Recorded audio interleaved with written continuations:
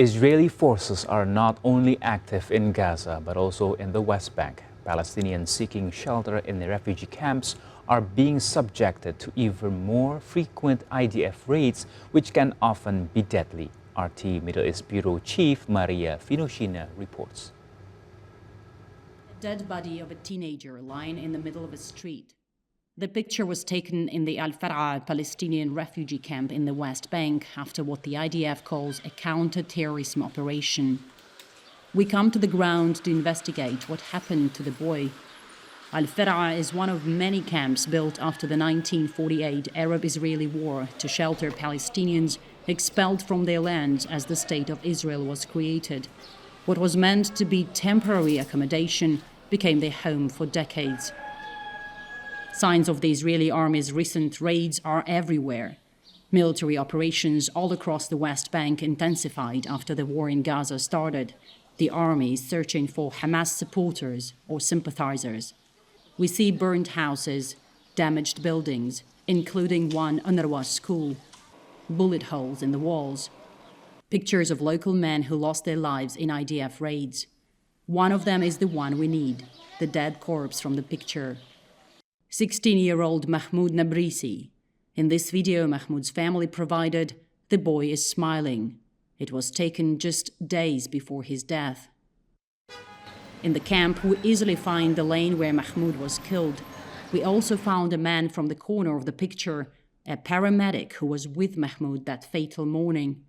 According to an UNRWA profile, Khalid is one of just 12 health personnel for an almost 11,000-strong camp population. Early in the morning, the IDF withdrew from the Al-Far'a camp. The residents thought the operation was over and went out to see the damage caused by the Israeli army. While the troops were retreating, we noticed some snipers on the rooftop of the community centre for people with disabilities. People saw this and children started running in all directions, left and right. The army opened fire and we were standing there, and I was informed there was a severe injury in the community club area. I had to move from the Red Crescent building towards the wounded person. Mahmoud was beside me. He was not carrying anything, no bullets or anything. I stopped him from moving forward because there was gunfire. But he was just a child who had heard the gunfire and knew it was his relative who was injured. So he moved and came out. The Israeli military are categorically instructed to open fire only in case of an immediate threat.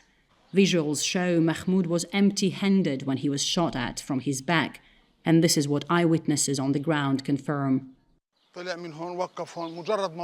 He came out and stood here. As soon as he stood here in front of me, he was shot in the lower part of his head. After this injury, he took 2 steps and fell to the ground. He thought he could move quickly, but the sniper was ready. He suffered a severe brain injury and internal bleeding, and he died. Locals tried to reach out to Mahmoud to try to help him, but the gunfire wouldn't stop. They didn't allow it. There was direct shooting at anyone approaching, and there was no way we could pull him away from the place he was shot. The neighbours opened the garage door to block the bullets so we could take Mahmoud and get him to the ambulance. When we were filming, we noticed a movement in the window. We knocked. A woman inside agreed to talk to us. She saw what happened that day. The martyr passed by me. I told him not to go there, but he said it's okay and asked me for water. I gave him water. The martyr had nothing with him. They shot him directly behind his ear and then shot him again. No one could drag him out as no one could reach him. The ambulance and the young man came, but it was too late. I asked the woman if she has any video or picture of Mahmoud from that day. She said she'll look for it, and later returns with a short clip filmed from her room. This is the unjust occupation that kills our children, that kills our kids. One doesn't know how to describe them. Poor thing, he came by here. Mahmoud became the latest victim of the Israeli raids, not the first, and locals doubt he'll be the last.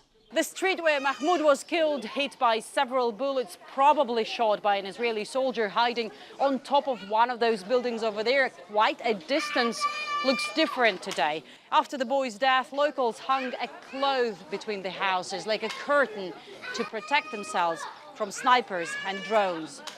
According to UN Human Rights, as of June 15th, 528 Palestinians were killed by Israeli forces or Jewish settlers across the West Bank since the war in Gaza started, 133 of them children.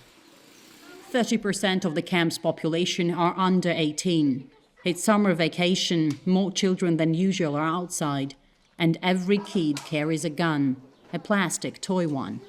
The only game children here seem to know how to play very well involves these toy arms.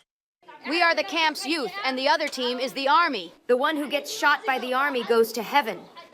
I approach them to talk about their war games when the most wanted kid appears. This is the stubborn fugitive from the camp, the crazy one with an RPG. Their game scenarios, their tactics, and even movements, all that they take from life. We see them raiding and shooting at us. Even the cats are not safe from them. Even the cats get shot.